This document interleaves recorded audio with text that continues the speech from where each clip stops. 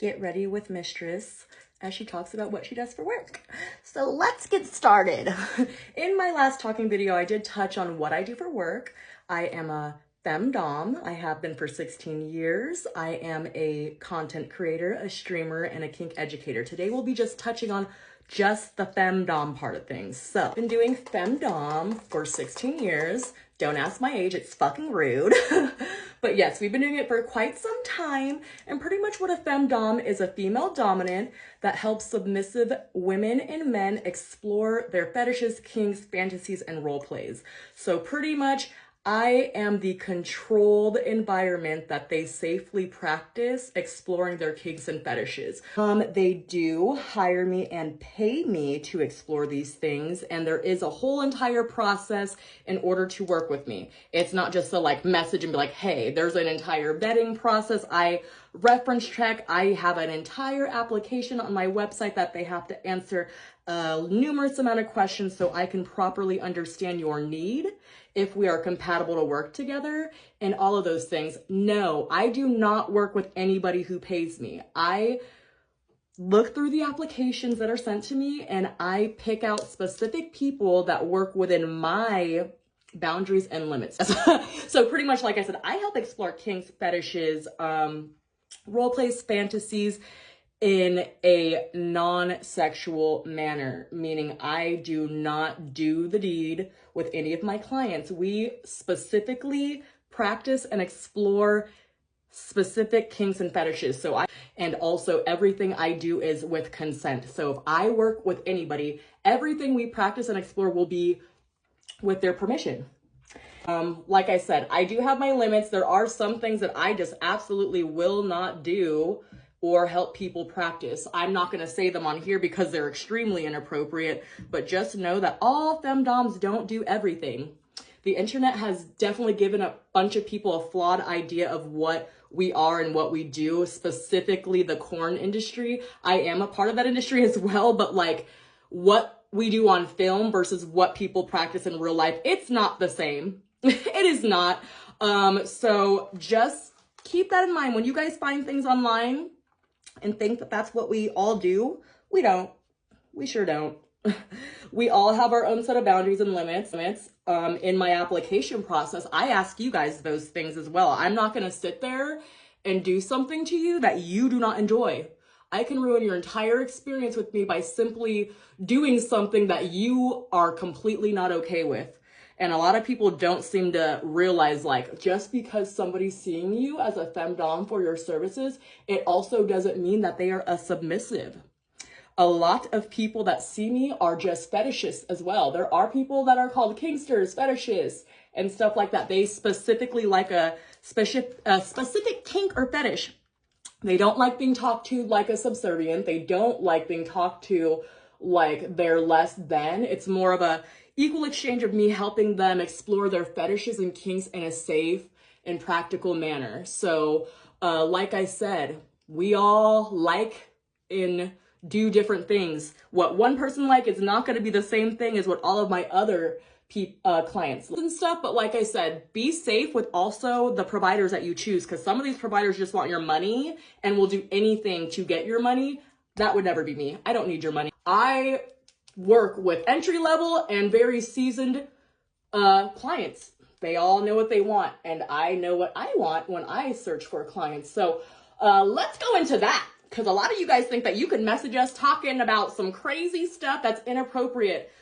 Femdoms do not like being called baby or being sexualized or all this crazy shit. In your first message, if it's like, oh baby, you're so hot, I want to do A through Z to you. Goodbye. I'm not gonna ever think of you as one of my clients. I'm not. I don't like that. I like being treated like a normal human being. Think of this as if you're applying for a role or for a job. Would you talk to the person interviewing you like that? No, you have to answer all the questionnaires professionally, and it's pretty much like an interviewing process. If I don't feel comfortable with you, then I ain't working with you. And I do not feel comfortable when people sexualize me or make me sound like I'm their baby or I'm their property or I'm their object, because I do not like being objectified.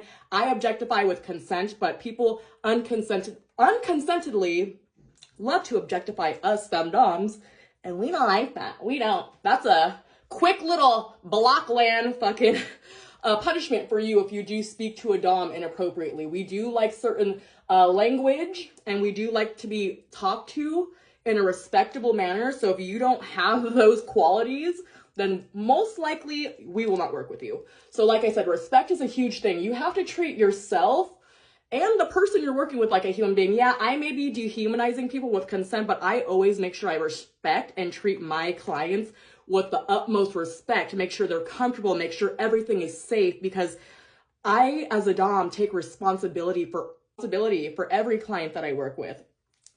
I also practice aftercare. A lot of people don't know what the freak that is.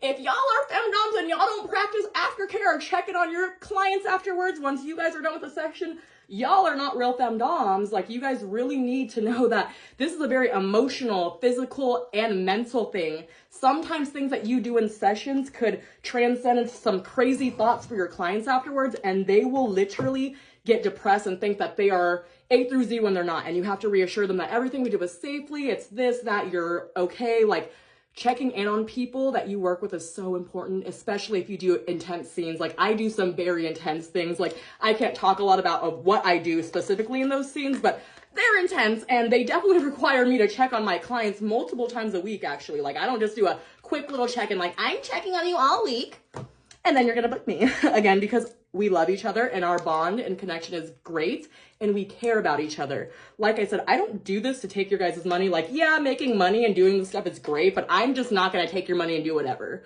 I don't. I respect people.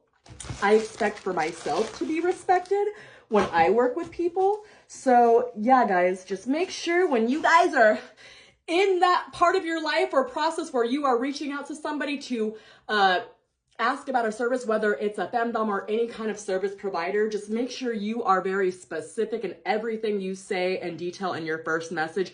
And also, if they do have a vetting and application process and like rules, make sure you do them all. If I require you to send an ID, also like a video, you confirming who you are, sending reference, filling out the application, and you say, I don't want to do one of those things, then I'm not going to work with you. Everything I do and ask for is for safety reasonings, is for my safety and for your safety. If you want to see my identification at the beginning of the scene so you feel safe, I also offer that as well. But it's all about safety and comfortability, guys. We're not sitting here beating people up all day and torturing them and doing crazy stuff without their consent.